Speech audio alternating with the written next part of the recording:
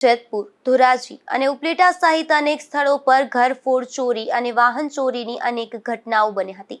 ત્યારે ગ્રામ્ય ક્રાઇમ બ્રાન્ચની ટીમે આ મામલે સિકલીગર ગેંગના 3 શખ્સોને ઝડપી લીધા હતા અને તેમની પાસેથી મુદ્દામાલ પણ કબજે કર્યો હતો। આ સિકલીગર ગેંગે અનેક ચોરીઓને અંજામ આપ્યો છે, જેમાં 5 માસ પહેલા જેતપુર અમરનગર રોડ પર બાઇક ચોરી અને ઉપલેટામાં 2 મકાનમાં ઘરફોડ ચોરી સહિતની 5 જેટલી ચોરીના આ ગેંગે કબૂલાત પણ આપી છે, જેમાં જેતપુર, ઉપલેટા અને ધોરાજી વિસ્તારનો સમાવેશ થાય છે। પોલીસે હાલ આ ગેંગના ભરતસિંહ, લેનાસિંહ ટાંક, તુફાનસિંહ, ગુરુબચ્ચનસિંહ અને સતપાલસિંહ, કૃપાલસિંહ સહિતનાઓ ઝડપાયા છે। ત્યારે પોલીસે તેની પાસેથી રોકડ રૂપિયા, સોનાના દાગીના અને મોબાઈલ ફોન સહિત કુલ રૂપિયા 5,80,000 સહિતનો મુદ્દામાલ કબજે કરી કાર્યવાહી હાથ ધરી હતી। વિમલ સોંદરવા, ગુજરાત ન્યૂઝ, જેતપુર।